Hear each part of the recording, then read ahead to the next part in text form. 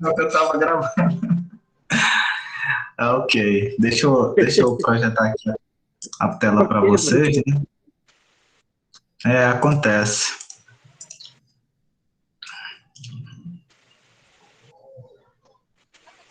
Então conseguiram enxergar o problema?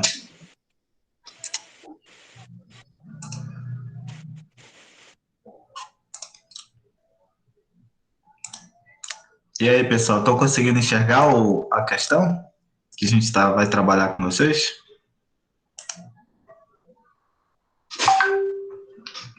Agora sim, professor. Estou sim. Estou sim, professor. Tá ótimo, então. Abra Então a vamos tela, lá, né? professor. Tá, eu vou abrir a tela aqui para ficar mais amplo. Beleza? Ainda não apareceu aqui para mim, não. Já apareceu. Então vamos lá. Então vou explicar novamente, porque eu estava explicando para mim sozinho aqui e você estava já estava quase saindo indo embora, na verdade, da aula. Então vamos lá. A primeira coisa aqui para você fazer esse tipo de atividade é sempre ler o problema, né? Eu digo assim, que a composição percentual em massa desse composto de tipo fluoreto de etilo é isso aqui, ó, tem 18,59% de oxigênio, 37,25% de enxofre e 44,16% de flúor, tá bom? Então, eu vou ter esse composto e eu vou ter essa porcentagem em massa aqui desses elementos químicos que compõem esse composto. Então, vamos lá. Coloca primeiro esses dados. Eu tenho 18,59% de oxigênio, 37,25% de enxofre e 44,16% de flúor. O que pede é calcule a fórmula empírica, tá bom? Então, o objetivo nosso é calcular a fórmula empírica a partir desses dados de porcentagem. Bem, de acordo com a regra que eu apresentei para vocês, qual é a primeira transformação que a gente tem que fazer? Utilizar a massa, calcular então a massa dos elementos a partir da composição percentual. Como a gente faz isso? Considerando que a amostra tem exatamente 100 gramas, tá? Se a amostra tem 100 gramas, certo? Deixa eu colocar aqui, apagar aqui desse canto, colocar em outro lugar que não vai atrapalhar. Então, se a amostra, na verdade, tem 100 gramas, quantos gramas de oxigênio eu tenho ali nessa amostra, né, a partir dessa porcentagem? É bem simples, ó. Então, se você tem 18,59% de oxigênio em uma amostra de 100 gramas, quer dizer que você tem quantas gramas? 18,59 gramas de oxigênio, tá bom? Então, é uma relação direta, se você tem 100 gramas de amostra. Então, 37,25% de enxofre em 100 gramas de amostra é o quê? 37,25 gramas. Por isso que a gente considera 100 gramas de amostra, porque dá para você fazer essa relação direta, entendeu? Sem nenhum tipo de cálculo. É claro, você pode fazer por regra de 3 que vai dar a mesma coisa, mas é muito mais fácil você considerar esse tipo aqui de abordagem, 100 gramas de amostra, simplesmente transforma essas porcentagens direto para gramas, tá? Sem fazer nenhum tipo de divisão ou multiplicação. E aqui tem 44, então eu tenho 44,16 gramas de flúor, tá bom? Então a primeira etapa foi isso, para você calcular a massa em gramas ali, correspondente àquela porcentagem em massa, tá bom? Deixa eu ver aqui, será que tem alguém? Vocês têm alguma dúvida até agora? Alguém levantou a mão, parece, não sei. Só uma pergunta aqui. Só Ok, a internet só um pouco falhando, entendeu? O senhor tava falando aí. eu acho que deve estar chegando aí, né? Professor. Falhou, né? Eu acredito. Pode perguntar. Professor, sempre vai ser essa porcentagem, vai ser 100 gramas que vai ter que... Isso, é porque para facilitar o teu cálculo, né? Por exemplo, se você colocasse 200 gramas, você teria que fazer a regra de 3. Aí tinha que resolver para cada um desses elementos. Como você considera 100 gramas, então essas porcentagens aqui já viram direto a massa em gramas, entendeu? Ali. Por isso que você considera 100 para facilitar o cálculo, né? Para não perder tanto tempo fazendo uma regra de 3 para cada um aqui, tá? Mas pode ser também 200, 300. Geralmente a gente assume 100 gramas para facilitar o cálculo, tá? Ah, tá. Então, tá certo. Ok. Entendi. Tá. A primeira coisa que a gente fez, então, foi considerar, transformar essa porcentagem em massa em gramas. A segunda coisa que nós devemos fazer agora é o quê? Transformar essa massa em gramas em número de mols, tá bom? Que é o que eu vou fazer aqui. Então, essa aqui, vou colocar isso aqui, ó. Primeira etapa, tá? Primeira etapa. Agora nós vamos para a segunda etapa, que é transformar o número de mols. Para transformar essa massa em gramas em número de mols. Então vamos lá. Número de mols, vou colocar aqui, de oxigênio. Como que você faz para encontrar o número de mols de qualquer elemento químico? Você faz o quê? Pega a massa e divide pela massa molar. Isso aqui eu já apresentei para vocês, tá? Então não. Número de mols é igual ao que? A massa dividido pela massa molar do elemento químico. Então, o número de mols de oxigênio é o quê? A massa dele. Qual é a massa dele na amostra? 18,59 gramas. E qual é a massa molar do oxigênio? É só vocês procurarem lá na tabela, que é o valor de 16,0 gramas mol menos 1. Eu já aproximei, tá bom? Então, aí você obtém o número de mols. Fazendo essa divisão de 18,59 dividido por 16, você obtém o valor de 1,16 mol. Por que mol? Porque grama com grama vai se cancelar, mol menos 1 que está no denominador vai passar assim no numerador como positivo, por isso que fica mol, tá bom? Agora você calcula também o número de mol do átomo de enxofre, número de mol de enxofre. Enxofre, que é igual à massa dele em gramas, 17,25 gramas, dividido pela massa molar, né, do enxofre. A massa molar do enxofre é 32,06 gramas por mol menos 1. Então, divide 37 dividido por 32,06. Gramas com gramas se cancelam. Aqui eu vou obter, quando eu faço essa divisão, 1,16 mol de enxofre também. Número de mols de flúor, né, que é para finalizar. Aí você tem, então, a massa do átomo de flúor, 44,16 gramas, dividido pela massa molar. A massa molar do enxofre, do átomo de flúor, deixa eu ver aqui na tabela periódica, deixa eu dar uma olhada aqui rapidinho.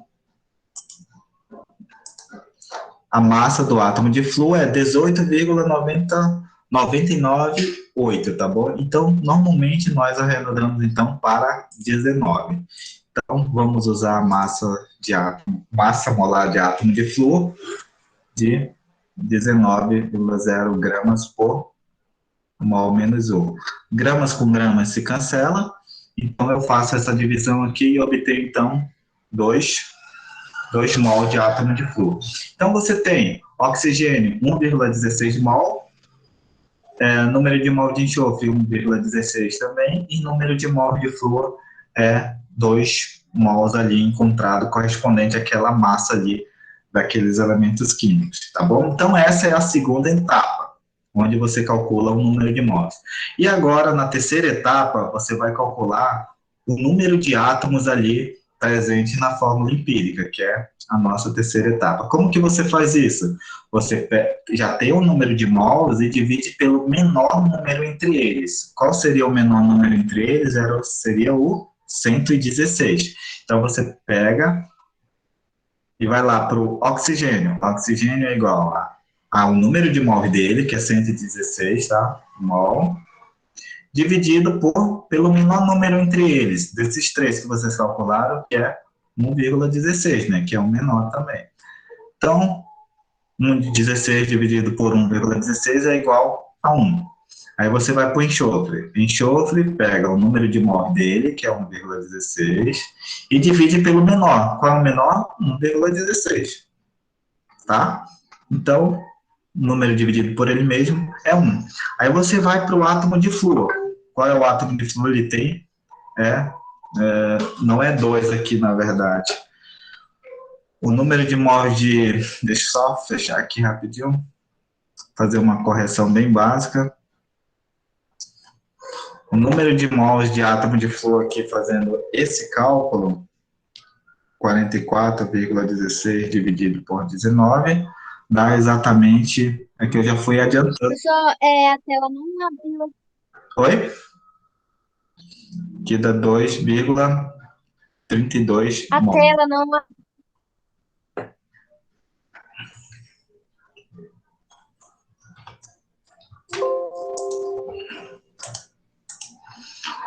Olá, vocês estão conseguindo enxergar? Ou a internet não está permitindo a tela abrir? Tá assim, dá pra enxergar. Tá dando pra Eu enxergar. acho que deve ser a internet. Porque eu não tô vendo nada. E aí, como a minha internet tá ruim, daí eu acabei saindo, aí eu não entendi nada. É a internet mesmo que tá ruim. Perdida aí no assunto. Tá bom.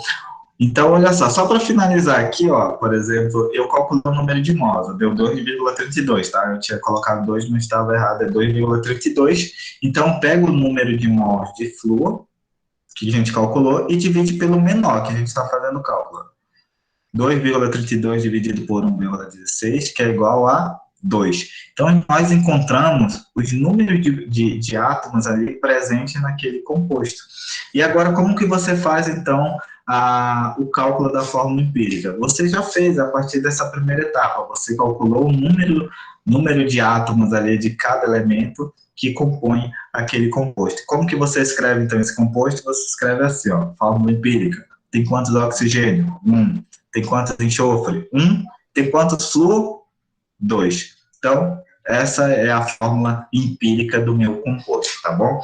Então, a gente calcula essa fórmula empírica até chegar a essa relação aqui, por meio dessas 3 etapas aqui que eu demonstrei para vocês. Primeiro, transformar a porcentagem em massa em grama, assumindo que temos 100 gramas de amônia. Segundo, calcular o número de mols.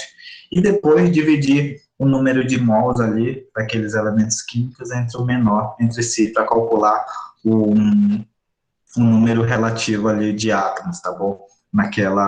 Naquele composto. Aí você obtém, então, a fórmula empírica daquele composto, tá bom? Então, é somente por meio desses cálculos que você obtém essa fórmula empírica. Para alguns alunos, eu acho que ficou ruim porque não estão conseguindo acompanhar somente por áudio, e aí fica complicado, né? Mas alguns já conseguiram já visualizar a tela, mas depois vocês podem visualizar o vídeo, tá? Eu vou disponibilizar para vocês. Eu acredito que não vai ter nenhum tipo de problema na visualização, tá certo? Eu também vou disponibilizar, eu estou disponibilizando para o secretário, tá? Então, se vocês tiverem problema de acesso à internet, vai estar lá com o secretário do curso essas atividades, tá? Então, vamos lá continuar.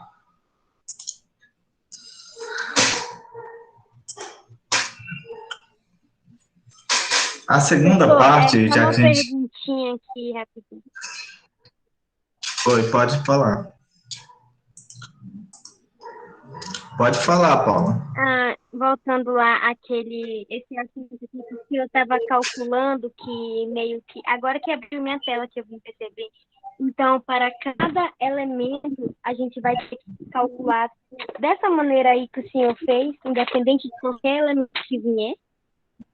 Isso, independentemente de qualquer um. Pode ter 5 elementos químicos, né, que compõem aquele composto. Então, você vai ter que fazer o cálculo do número de mols para cada um, depois dividir o número de mols ali pelo um valor menor entre eles para calcular o número relativo de átomos que compõem aquela fórmula empírica, tá bom?